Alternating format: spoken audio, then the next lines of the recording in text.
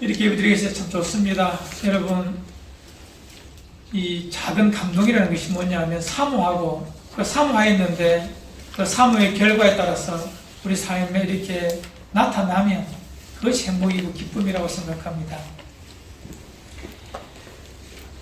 어느 한 집단에서 이렇게 세계 여러 나라를 통하여 행복 지수를 이렇게 만들어 보았답니다. 어느 나라가 가장 행복한 민족이고 사는지, 십수년 전에 가장 행복했던 나라가 어느 나라냐면 부탄이라는 나라였어요.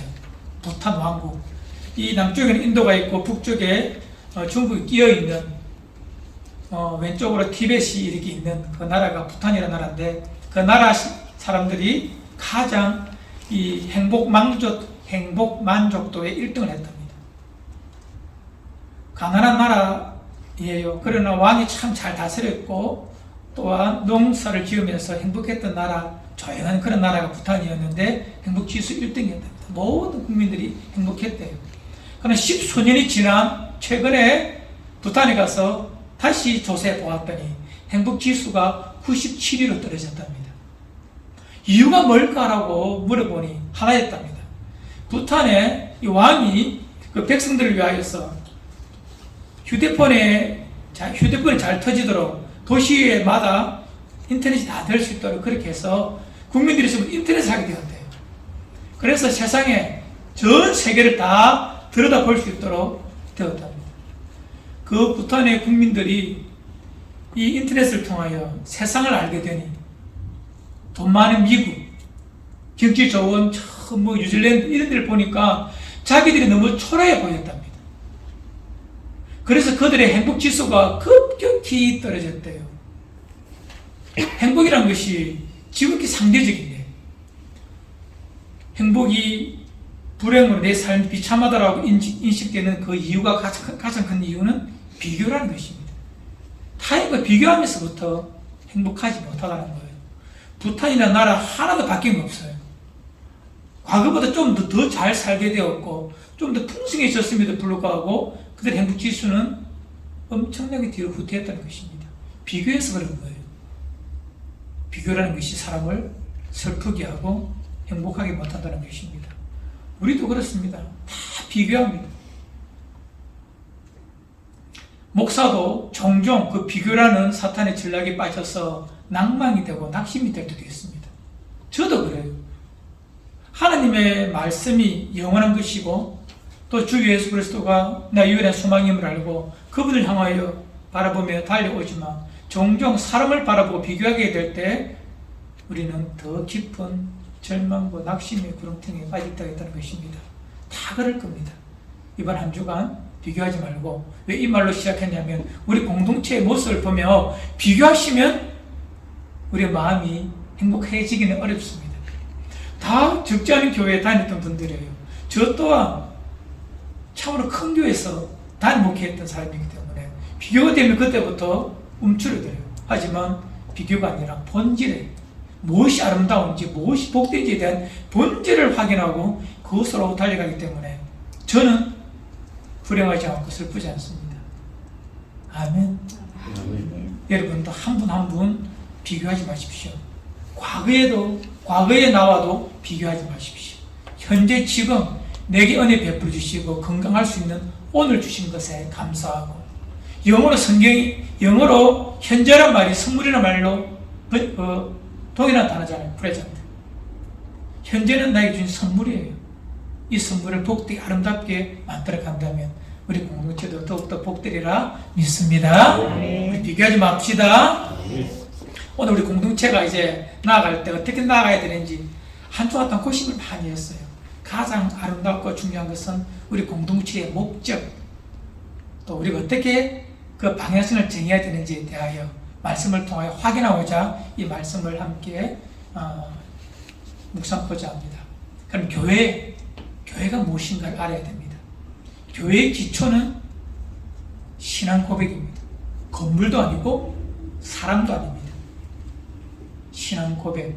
내가 주 예수 그리스도를 어떻게 부르고 있느냐에 대한 신앙 고백에서 교회의 기초는 시작됩니다. 마태복음 16장 16절 이하에 보면 이런 말씀을 하십니다. 예수님께서 제자들을 데리고 가이사라 빌립보라는 곳에 갑니다. 마태복음 16장에 보면 가이사라 빌립보. 가이사라는 것은 황제의 칭호입니다. 가이사라, 시저, 케세르 같은 말이에요. 어떻게 번역하느냐에 따라서 다른데 황제 이름을 가지고 있는 빌립보라는 지역이에요. 빌립보는 분봉왕이라는 그 지역을 다스리는 로마 제국 하에 있는 그 지역을 다스리는 왕 이름이 빌립이에요.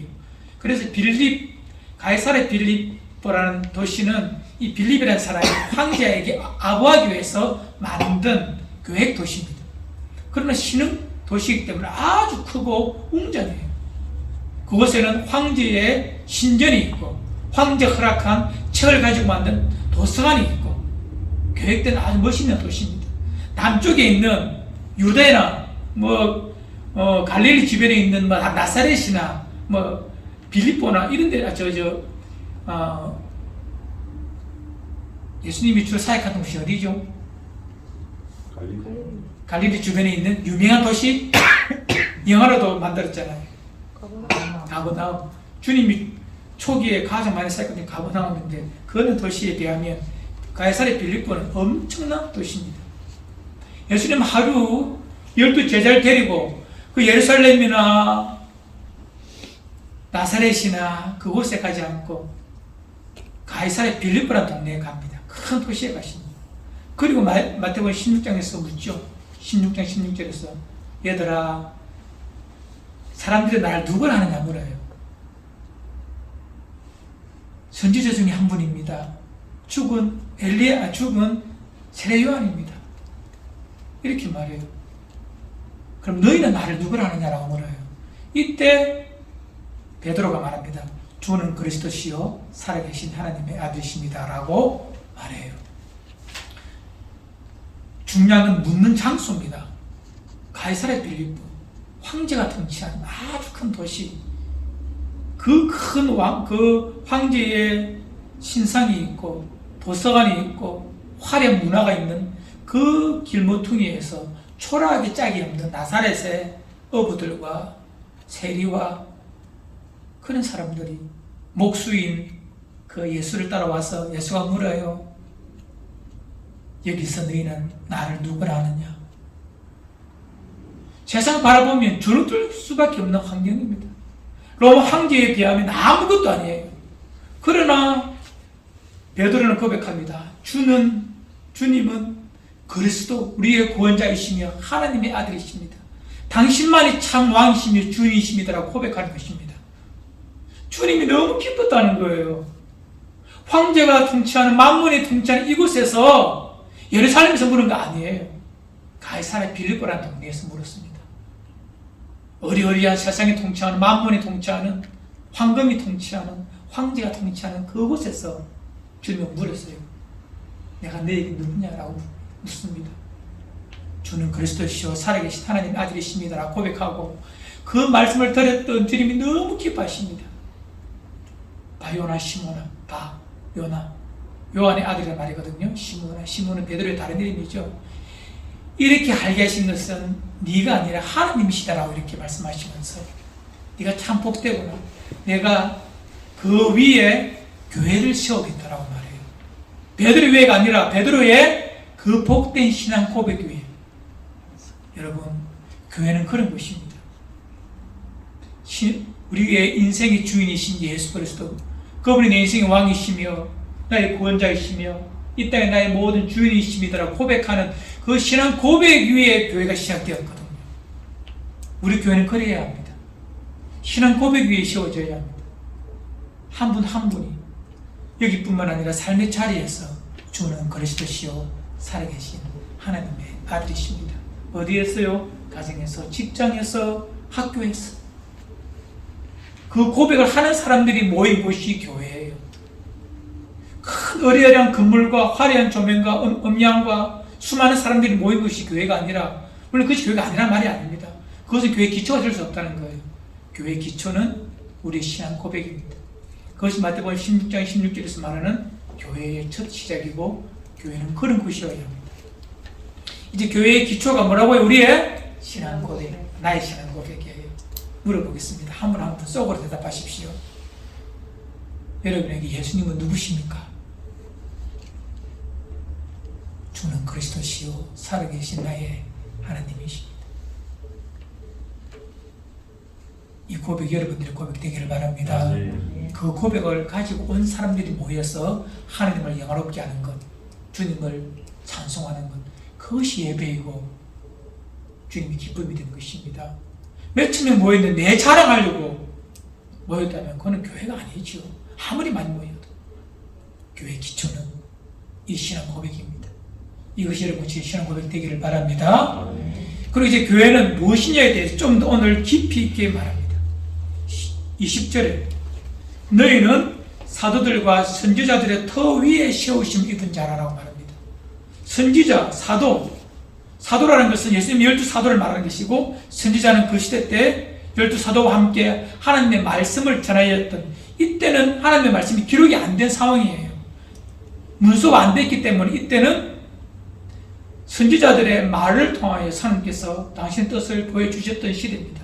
그래서 사도들과 선지자들의 터 위에 세워졌다는 것은 하나님의 말씀 위에 세워졌다는 거예요. 뭐가? 교회는 사도들과 선지자들의 터 위에 세우심을 입었습니다. 말씀의 기초가 되어야 된다는 것입니다. 세상의 논리, 감정, 인간의 의지, 그것이 필요 없다는 소리 아닙니다. 있어야 돼. 하지만 그보다 더 큰 중심은 하나님의 말씀으로 그 위에서, 말씀 위에서 교회는 세워집니다. 또 말씀은 예수 그리스도이시기 때문에 그분이 그 말씀의 기초가 되시고 중심이 되신다는 표현을 건축물로 비유하면서 모퉁이 돌이라 이렇게 말합니다. 우리나라 건축과는 좀 다른데 이 유대인들에게 건축이라는 개념은 먼저 돌을 세웁니다. 그 돌 위에서 차곡차곡 하나씩 이렇게 쌓아가는 형태입니다. 머릿돌 대시고 모퉁이돌 대신 예수 그리스도에서부터 이렇게 건물이 지어가듯 우리의 교회도 그렇게 지어져 간다는 것입니다. 오늘 함께 나누고 싶은 것은 이 지어져 가는 교회, 우리 교회 이름이 지음이잖아요. 지어져 가는 교회.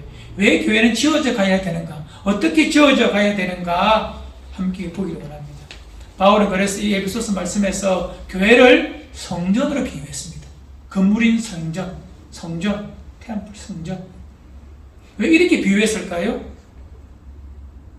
사람들에게 성전은 아주 강력한 비유의 도구입니다. 성전을 보면 무엇인지 이 말씀을 듣는 자들이 너무 쉽게 이해할 수가 있거든요. 우리는 성전을 잘 알고 있습니다. 교회가 성전인 이유를 우리는 함께 알아보기 원합니다. 먼저 성전에 대한 개념을 알아야 돼요. 성전은 구약적 개념입니다. 신약에는 성전이, 건물로서의 성전은 없어요. 이 신약 말씀을 할 때 구약의 성전을 비운 이유가 바로 지어져 간다는 개념을 설명하기 위하여 필요한 것입니다. 성전, 구약의 성전 잘 아시죠? 교회 오르셨기 때문에, 오래 다니셨기 때문에. 첫 번째 성전이 솔로몬 성전이에요. 주전 960년에 만들어진, 그의 아비 다윗이 준비했고 솔로몬 때 만들어졌던 성전, 예루살렘에 있는 성전. 두 번째 성전은 그 성전이 하나님 앞에 버림받아서 무너집니다. 586년에 주전이에요. BC 586년에. 그리고 두 번째 성전이 언제냐면 포로로 잡혀가던 자들이 돌아와서 세우는, 첫 번째 성전이 세워지고 무너지고 난 다음에 455년이 지난 주전 515년에 수르바벨이란 사람이 와서 세우는 성전이 두 번째 성전이에요. 수르바벨 성전이라고 말합니다. 그것 또한 얼마 못 가서 무너져 버립니다. 그리고 세 번째 성전이 언제 지어졌냐면 건물로서의 성전이 예수님께서 오실 그때에, 예수님이 성육신으로 이 땅에 오실 그때에 헤롯이라는 사람이 유대인들의 마음을 얻기 위하여 그곳에다가 또 다른 성전을 지어주는 것입니다. 모양은 다 바뀌어요. 화려함도 바뀌겠지만 성전을 지어주어서 유대인들이 모여서 예배드리도록 한 것이 바로 성전에 대한 개념입니다. 그 성전에 대한 개념을 다 가지고 있는 유대인들에게 오늘 바울은 마치 저 성전처럼 그리스도 예수는 참 성전이 되셔서, 그분이 모퉁이 돌이 되셔서 성전으로 우리를 지어서 하나님 앞에 올려드린다, 이렇게 말합니다. 구약 성전도 신약의 성전, 신약에 성전이라는 말이 나와요. 세 가지가 나오거든요. 신약의 성전이요. 첫 번째 성전이라는 것은 예수 그리스도의 몸을 성전이라고 합니다. 마태복음 2장 21절에 나와 있습니다. 요한복음 2장 21절에 나와 있습니다. 요한복음 2장 21절에 부활하신 예수 그리스도의 몸을 성전이라고 친히 주님께서 말씀해 주셔요. 두 번째 성전은 뭐냐면 에베소서 오늘 말씀처럼 하나님의 백성들이 모인 이곳을 성전이라고 말합니다. 건물이 아니라 모인 공동체를 성전이라고 말해줘요. 또 하나 성전이 있다면 고린도전서 6장에 나오는 말씀입니다. 성도 각 한 분 한 분의 몸, 그 속에 마음을 주께서 성전 삼으시고 우리와 함께 하십니다. 오늘 불렀던 찬송가 266장처럼 이 험한 세상 뭐라고 되어 있죠? 2절 죄악 세상 이김으로 거룩한 길을 가는 나의 마음 성전 삼고 주께서 계시네. 그대로 내 마음을 성전 삼으시고 주님께서 계십니다. 여러분 한 분 한 분이 성전인 거예요. 그래서 신약의 성전, 교회는 성전된 우리들이 모여서 성전을 만들어가는 것, 이것이 교회인 것입니다. 아주 중요한 개념입니다, 여러분. 성전인 한 분 한 분 한 분이 모여서 모인 성전, 교회로 모인 것이 영적인 성전. 그래서 우리는 교회를 그리스도의 몸이라고 말하고 있지 않습니까? 다 같은 맥락에서 나오는 말씀입니다.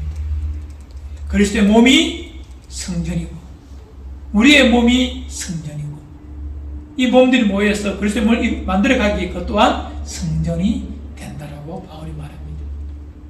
그런데 이 성전은 이것도 말씀처럼 21절에 그 안에서 건물마다 서로 연결하여 주 안에서 무엇이 되어간다고요? 성전이 되어가고 22절에 너희도 성령 안에서 하나님이 거하실 처소, 하나님이 거하는 처소가 어디죠? 성전인 거예요. 성전은 하나님께서 함께 해주겠다 임재의 상징이 성전이거든요. 그래서 이 하나님이 거하실 처소란 말은 바로 성전과 같은 말입니다. 성전이 되기 위하여 예수 안에서 함께 지어져 간다라고 되어 있습니다. 이것이 교회인 것입니다. 우리 교회는 그런 교회가 되길 바랍니다. 함께 지어져 가기 위해서 우리가 한 분 한 분 어떻게 되어야 된다고? 성전이 되어 가야 되는 거예요. 이거는 교회를 이해하는 데 너무 중요합니다. 사람만 많이 모인다고 교회가 아니라 성전이 성전되어 가고자 모이는 자들의 연합이 함께함이 교회가 되는 거예요. 꼭 기억하십시오. 저는 우리 공동체가, 지금 공동체가 이 성전으로 지어져 가기를 간절히 바랍니다. 이 마음을 함께 우리 성전되어 갑시다. 자, 이제 성전에 대한 이야기를 했고 이 성전은 어떻게 지어져 가야 되는지를 이렇게 말합니다. 우리 21절 우리 여자분들만 함께 봅시다. 우리 자매들만 21절 그의 시작. 그 안에서 건물마다 서로 연결하여 주 안에서 성전이 되고 예, 주 안에서 성전이 되고 앞에 전에 건물마다 서로 연결되어 간다라고 되어 있죠. 그리고 우리 22절 함께 읽읍시다. 남자들만 시작. 너희도 성령 안에서 하나님이 거하실 처소가 되기 위하여 그리스도 예수 안에서 함께 지어져 가느니라. 자, 지어져 가는데 이 공통적인 개념이 하나 있습니다. 어떻게 지어져 가죠? 서로 연결되고 함께 지어져 간다. 이 말이 뭐죠? 교회 공동체는 혼자가 아니라 서로 연결되고 함께 지어져 갑니다. 그런데 여러분, 함께 건물을 지어가는데 예수님 모퉁이들을 되셨고 함께 지어져 가는데 벽돌을 쌓아 올린다. 우리 이렇게 개념을 한번 잡아가 봅시다. 쌓아 올라갈 때에 한쪽 벽돌이 무르고 연약하고 끼어졌어요. 그럼 어떻게 해야 되겠습니까? 빼버리고 자기가 그 서면 옆이 비어버리면 건물이 온전히 칠 수가 없는 거예요. 연약해져 있는 그 벽돌을 어떻게 해야 돼요? 다듬고 키우고 반듯하게 만들어서 함께 세워져야 나도 쓰고 그도 쓰는 거예요. 이게 서로 연결되어 간다는 그런 개념입니다. 함께라는 개념도 동일합니다. 교회 공동체를 우리가 세워갈 때에 분명 나와 다른 지체가 있고 사람이 있어요. 영적 부족한 지체도 있을 수 있어요. 영혼의, 육체의, 삶의 큰 혼란을 만나서 함께 서로 연결되어 지어가는 것, 그것이 뭐라? 교회가 되는 것입니다. 여러분 잘 이해하십시오. 이제 우리 평생 함께 교회라는 것을 섬겨할 때에 내 곁에 연약한 지체가 내버려두고 내 혼자 서가면 잘 서는 것처럼 보이지만 주님 보시기에 아름다운 성전, 하나님 걸만한 성전은 되지를 못합니다. 비탁하고 연약하고 너무적한 것입니다. 성전 되어 가기 위해서는 같이 가야 되고 함께 가야 합니다. 제가 쓰는 단어 중에서 이 펭귄 허들링이라는 말을 참 자주 쓰는데요. 이 말이 뭐냐면 이 세상에서 가장 추운 곳이 남극입니다. 남극에는 곰이 없습니다. 북극곰이. 하얀 곰은, 콜라 먹는 곰은 북극곰이거든요. 근데 북극곰이 남쪽에 가면, 남극에 가면 얼어 죽어요. 너무 추워서. 그만큼 추운 곳이 남극입니다. 남극에 사는 동물이 뭐죠? 펭귄이에요. 펭귄이 그 엄청난 추위를 이겨낼 수 있는 유일한 길은 한파가 몰려올 때에 수만 마리의 펭귄이 함께 다 모인대요. 그리고 가장 건강한 펭귄이 불어오는 남쪽을 향해 딱 섭니다. 엄청난 바람이 불어와요. 뒤에 모든 펭귄이 이렇게 똘똘 뭉쳐서 밀착해서 서 있습니다. 하지만 아무리 건강한 펭귄을 할지라도 그 엄청난 추위를 견딜 수가 없습니다. 지쳤을 때에 앞에 있는 펭귄들은 제일 뒤로 갑니다. 그리고 그 뒤에 있는 펭귄이 앞에 서서 그 남극 한파를 몸으로 다 막아내요. 그리고 하루 이틀, 한 달, 두 달을 견디면서 펭귄이 그 엄청난 한겨울에 남극의 추위를 이겨낸답니다. 그것을 펭귄 허들링이라고 해요. 함께 지어져 가는 거예요, 교회는. 이 개념이 무너지는 순간 아무리 많은 사람이 모여도 하나님 기뻐하는 건강한 교회는 되기가 어려운 거예요. 하나님께서 뭘 원하시느냐? 이것을 원하십니다. 성전으로 지어져 가기 위해서는 함께 지어져 갑니다. 같이 지어져 간다는 것입니다. 아무리 잘난 사람도 교회 공동체 안에서 혼자 서지를 못합니다. 혼자 서면 안 되는 거예요. 아름답지 못하고 건강한 교회라고 나는 말하겠지만 하나님 보시기에 그리스도의 몸은 불편하다는 거예요. 꼭 기억하십시오. 그래 교회 공동체에 너무 잘난 사람들이 있으면 또 한 사람이나 한 팀이 교회 전체를 인도해 가면, 이끌어 가면 건강한 교회가 되지 못하더라는 것입니다. 수적인 부흥은 가능할 수가 있지만 제가 큰 교회를 비난하는 것은 아니지만 큰 교회가 보면 건강한 교회가 큰 교회가 되면 참 좋은데 크지만 건강하지 못하는 교회가 있는데 그 약점이, 그 병이 바로 이 부분이었습니다. 한 개인 또는 한 그룹이 전체를 이끌어가려고 해요. 이것이 가장 아쉬운 부분이었습니다. 건강하지 못합니다.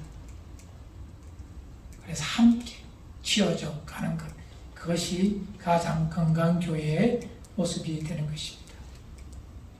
또한 교회는 어떤 교회가 아름다운 교회인지 우리 21절과 22절에 보면 성전이라는 개념이 나옵니다. 하나님이 거하실 처소라고 이렇게 나와 있습니다. 여러분, 하나님이 거한다, 성전이 되어간다. 성전이 성전되기 위해서는 가장 중요한 것은 구별된 거룩함입니다. 여러분, 성전 되기 전에 성전 전에 성막이라는 것이 있었습니다. 광야에서 그러죠. 광야에서 성막은 이스라엘 백성들이 광야 생활할 때에 구름기둥과 불기둥이 딱 멈추는 순간 그곳이 법궤가 쓰이는 그곳이 성막이 됩니다. 성소화되어 성막이 됩니다. 그런데 이스라엘 백성이 이동할 때에 가장 먼저 가는 것은 법궤가 아닙니다. 법궤는 항상 가운데 있습니다. 고핫 자손과 아론의 아들들이 그것을 가지고 움직일 때 항상 가운데 있어요. 제일 먼저 움직이는 것은 구름 기둥을 따라 가장 먼저 앞서는 것은 유다 지파입니다. 그리고 그 다음에 남쪽에 있는 지파거든요. 그 다음이 선막이 움직입니다. 물론 그 사이에, 즉 유다와 두 번째 남쪽 지파의 움직일 때 그 가운데에 누구냐면 게르손과 머라리라는 사람들이 이 성막의 덮개라든지 조각목이라든지 이런 것들을 이제 가지고 움직이긴 합니다만은 법비를 볼 때 법비는 항상 이동의 중심에 있어요. 그림 그려보십시오. 움직여 가고 있습니다. 그런데 구름 기둥이 멈추었어요. 그러면 법비가 딱 섭니다. 근데 법비가 앉은 땅은 몇 시간 전에 이미 앞선 지파들, 동쪽 지파는 남쪽 지파들이 다 밟고 간 땅이에요. 그런데 구름 기둥이 딱 서는 그 순간 그 지나갔던 밟았던 땅이 덮개가 서고 막이 쳐짐으로 그곳은 이스라엘 백성의 성소가 됩니다. 땅이 거룩한 것이 아니라 구별할 때부터 그곳은 성소가 되는 거예요. 이것은 거룩을 이해하는데 아주 중요한 부분입니다. 거룩은 그 자체가 거룩한 것이 아닙니다. 믿음으로 하나님을 경외하는 마음으로 구별해 낼 때부터 그곳은 거룩함이 되는 것입니다. 이 땅에 하나님 외에 거룩한 것은 없어요.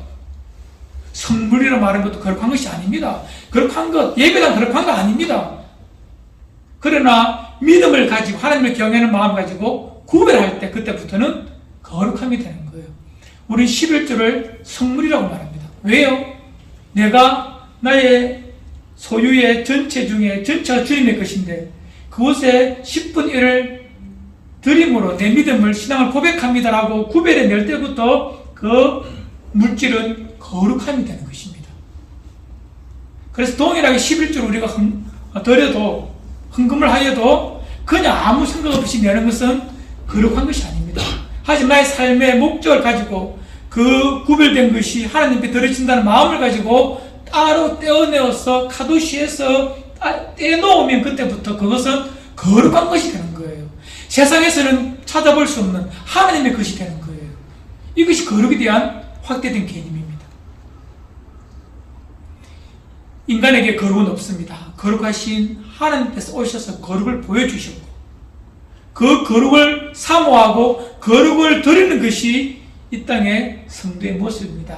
주기도문 보십시오. 하늘에 계신 우리 아버지 이름이 거룩히 여김을 받으시오며 첫 번째가 뭡니까? 거룩히 여겨 드리는 것입니다. 하나님 어떻게 해요?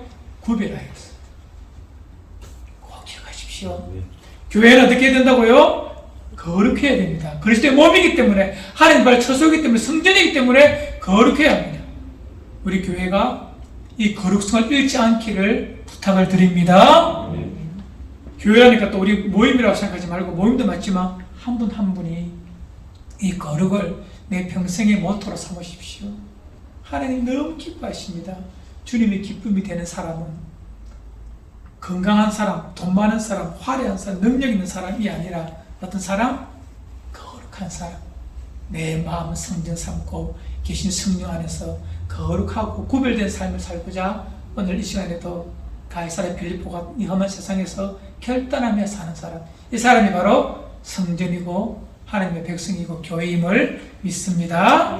이제 마지막으로 하나만 더 살펴보고 마치기를 원합니다. 자, 우리 성경 하나만 더 찾아봅시다. 고린도전서 12장 3절입니다.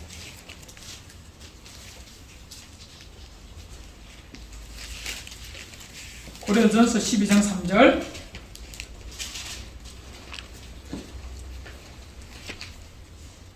(13절입니다) 13절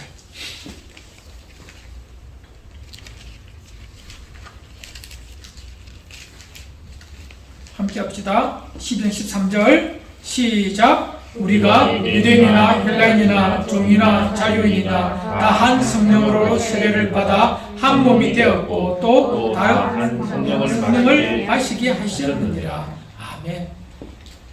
자, 우리가 연합되기 위해서는 어떻게 해야 되는지에 대한 실질적이고 실천적인 부분을 말씀하고 있습니다. 한 성령을 우리가 어떻게 했다고요? 마셨다라고 되어 있습니다. 즉 성령 하나님에 의해서만 우리가 하나의 아름다운 성전을 이루고 갈 수 있는 것입니다. 그래서 우리는 다시 처음으로 돌아와서 우리 마음에 성령께서 통치하시도록 매일매일 구해야 합니다. 그래야만 우리가 성전이 되어가고 지어져 갈 수가 있는 것입니다. 성령을 의지하지 않고는요, 우리는 절대 지어져 갈 수가 없습니다. 많은 사람들이 성령을 의지 않고 내가 주인이 되는 그 순간, 내 마음의 주인이 되는 순간, 우리 믿음의 사람도 동일합니다. 다 지어졌다고 착각합니다. 이 말하면 되었다라고 생각합니다. 오랫동안 성교성이 되었다라고 생각합니다. 아니요, 성령께서 날마다 우리를 새롭게 하시기 때문에 우리는 성령을 의지할 때마다 지어져 감을 느낄 수가 있습니다. 어떻게 지어져 간다고요? 한 몸으로, 한 성령으로 지어져 갑니다. 그래서 참으로 아름다운 성전은, 아름다운 성전된 교회는, 성도는 한 분 한 분 사람을 대할 때나 교회를 대할 때 이렇게 지어져 간다, 함께 지어져 가자, 이런 마음을 절대 놓치지 않고 살아가는 것입니다. 이제 말씀을 정리합시다. 우리에게는 가장 중요한 것은 세 가지 말씀드렸습니다. 오늘 교회가 무엇인지 교회 기초가 무엇인지 말씀드렸죠. 정리해 봅시다. 교회 기초는 뭐죠? 신앙 고백. 교회는 뭐 위에 지어졌다고? 말씀의 기초 위에. 그리고 교회는 뭐라? 성전이다. 우리도 성전이기 때문에 성전이 모여서 성전을 이루어가기 때문에 우리는 성전이다. 성전이 우리의 마음 주인은 누구라고? 성령 하나님이시다. 그분을 따라갈 때만 우리는 성전이 될 수가 있고 우리 공동체도 성전이 될 수가 있다는 것입니다. 그리고 이 성전들이 모여서 아름다운 삶을 만들어갈 때 그것은 하나님의 나라가 됩니다. 요즘 제가 묵상했던 하나님하고 또 마칠게요. 길어져서 미안합니다. 여러분, 예수 믿는 그 순간 우리에게는 하나님의 기쁨이 되는 그것을 우리가 만들 수가 있어요. 우리 오늘 예배 순서지에 보면, 주부에 보면 토브라는 말이 나오죠. 칼렘의 토브라는 말, 나눔의 토브라는 말을 썼습니다. 토브라는 말이 행복이라는 말로 번역될 수도 있지만 좋다 이 말이거든요. 하나님께서 이 모든 세계를 다 지으시고 6일째 다 지으시고 인간도 지으시고 모든 거 다 지으시고 난 다음에 보시기에 심히 좋았더라 이렇게 말을 하시래요. 그때 좋았더라가 뭐라? 이 토브예요. 보시기에 좋았더라. 하나님 보시기에 좋았더라. 토브가 되기 위해서는요, 그곳이 하나님의 나라가 되어야 되는데 죄를 짓고 난 그 다음부터 하나님 보시기에 좋았더라는 공간은 없습니다. 저로 말하면 이 모든 피조 세계는 토브가 한 곳도 없어요. 그러나 예수 그리스도로 말미암아 구원받은 백성에게 이제 토브는 시작됩니다. 인간이 죄짓기 전에 창조의 6일째에 하나님 보시기 좋았더라 할 때에는 어떤 모습이냐면 하나님께서 창조주가 되셔서 하나님의 형상대로 인간을 만드셨어요. 그리고 모든 피조물들을 만드시고 문화 명령이라고 하죠. 창세기 1장 28절에 정복하고 다스리고 충만케 하는 그 명령, 그것이 이루어질 때 그 모습을 보시고 주님은 토부하셨습니다. 가장 아름다운 풍경이에요. 만물이 모든 것이 자기 자리에 있을 때 하나님은 창조주의 자리에 있고 하나님의 형상으로 지음받은 인간은 그 말씀에 순종하며 주님을 기뻐하기 위하여 살고 그의 주어진 모든 비유시계를 가지고 하나님 영광 올려드리는 곳, 그것이 토브예요. 그것이 언제 회복되느냐? 예수 그리스도를 구주로 믿고 내 안에서 이제 그 일을 꿈꾸며 사는 자들, 이 순간 저에게 하나님은 창조주이십니다. 나는 그분의 형상으로 지음받은 새로운 피조물입니다. 여기 있는 모든 것을 가지고 시간, 죄와 모든 것을 가지고 그분을 영화롭게 하며 나는 살아갑니다. 주님이 내 삶을 보실 때 이 삶을 좋았더라, 토브라고 말해요. 여러분의 그것이 가능하다는 것입니다. 이것은 위대한 복락원입니다. 회복했던 복락원. 신라원에서 복락원으로 바뀐 것이 여러분과 지금 모습인 것입니다. 여러분의 삶의 자리가 다 복락원이 되기 위해서는, 주님 보시기에 좋았더라 되기 위해서는요, 모든 것이 제자리에 가 있어야 합니다. 하나님은 창조주의 자리, 주님은 창조주의 왕이신 자리, 나는 그분의 형상으로 만들어 받은 피조물의 자리에, 그리고 여기는 모든 것은 그분의 영광을 위해 아름답게 드러질 때에 주님이 나를 보시고 좋았더라 이렇게 말합니다. 이것이 뭐라? 성전된 삶입니다. 한 분뿐만 아니라 우리 공동체가 이 성전된 삶을 살아갈 수 있는 이 공동체, 지역 공동체가 되어서 아름답게 성전을 지어가는 여러분과 저가 되기를 주님 이름으로 축원을 드립니다. 함께 기도합시다.